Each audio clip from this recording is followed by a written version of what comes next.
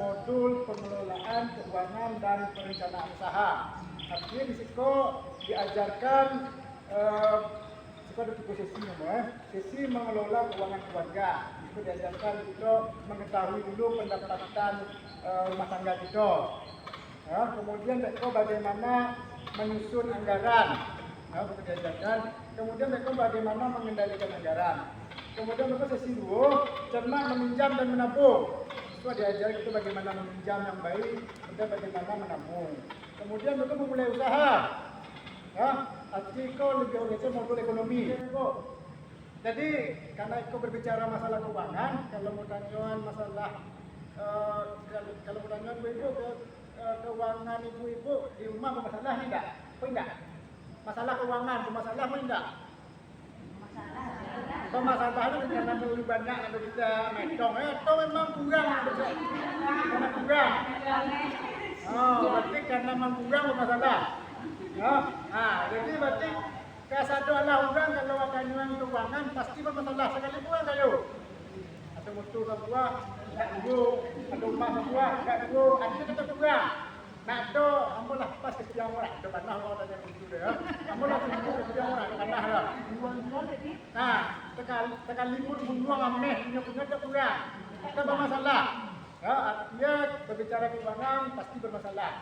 Jadi ibu, pertama kita harus dulu mengetahui pendapatan dan pengeluaran rata-rata per bulan. Jadi rumah kita ni kalau ada lelaki mencari, anak mencari, bini mencari, misalnya kita perempuan satu lahat. Kita ketahui dulu pendapatan rumah tangga kita. Kita perempuan satu itu ada contoh kita ada cerita Bu Lili dan Pak Rusli. Itu cerita Bu Lili dan Pak Rusli. Pendapatan keluarga mereka saat ini adalah upah Ibu Lili Rp15.000 per hari.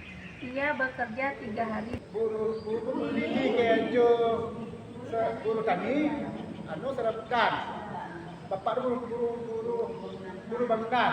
Jadi Pak cakap rumah saya sebulan 30 hari. Sebulan 4 minggu rumah saya.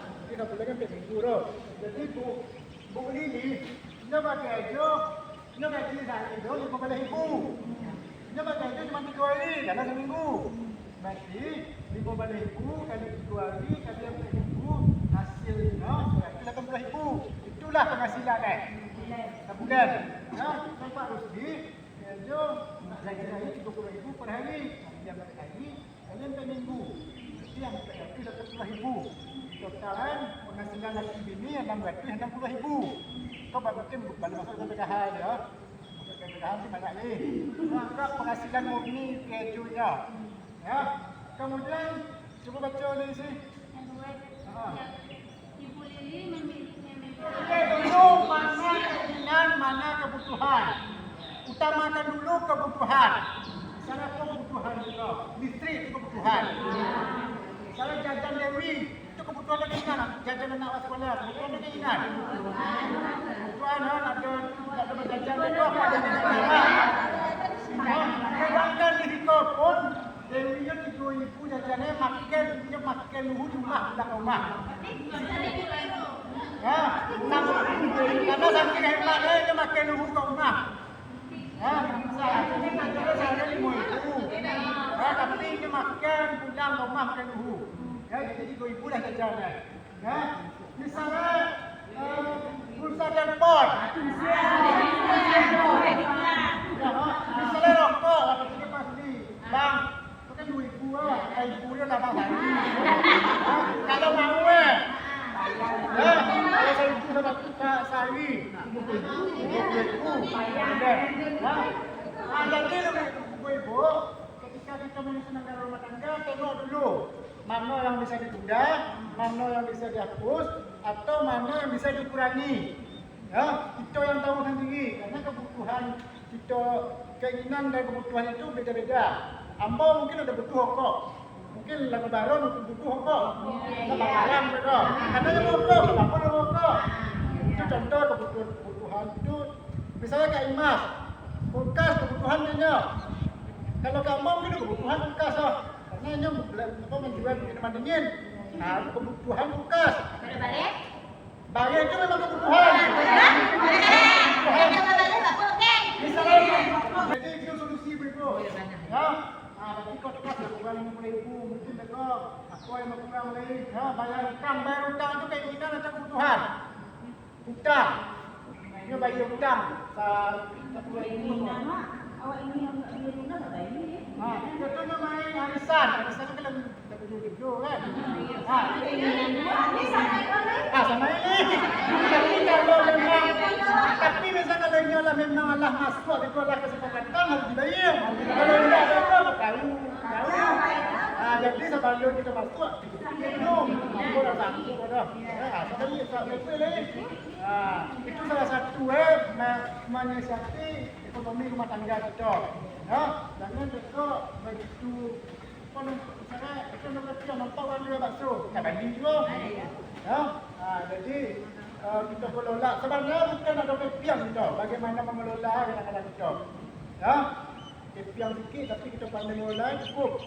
Ya, ada orang banyak kepiang, ada pandai mengelola cukup. Uang tidak cukup. Ya, tidak cukup.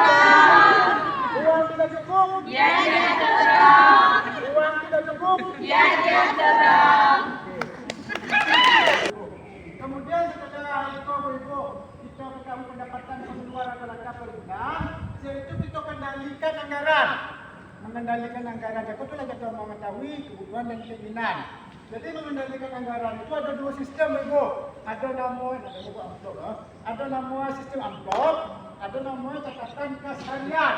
Catatan kas harian itu ada kemudian ya. Kita tulis tabel awal bulan ada tanggal 1, tanggal 2, tanggal 3 dan sampai tanggal 31. Kalau memang tanggal 31. Jadi kita buat pendapatan misalnya kita berlaku untuk orang-orang yang penghasilannya tidak tetap. Orang mulai ikut ini laki-laki 20,000 tetap 20,000, dari 20,000 misalnya kau beli apa 5,000. Kalau memang habis nanti no untuk bagi. Kalau memang ada sisa berarti untuk bagi belum sisa yang hari kemarin 1,000, 2,000. Jadi setiap hari supaya kita kena betul. Nah, sampai terakhir sampai tanggal 17 sekian suat. Nah, itu bagi yang penghasilan tidak menentu. Nah, kalau catatan sistem amplop, pakai amplop itu bagi orang yang memang penghasilannya menentu, tentu bulan. Misalnya ambil untuk upah kasar. Penghasilan itu lah tentu 50,000 sebulan. Itulah penghasilan 50,000 loh. Berarti lah tentu.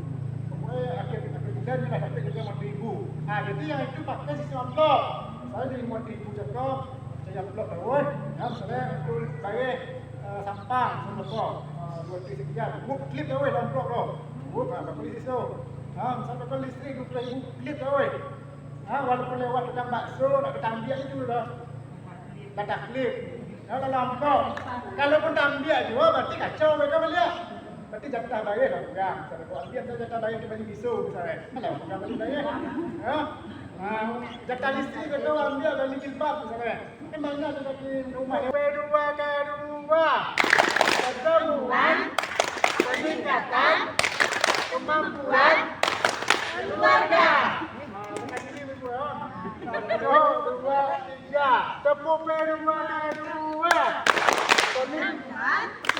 Peningkatan kemampuan keluarga. Hebat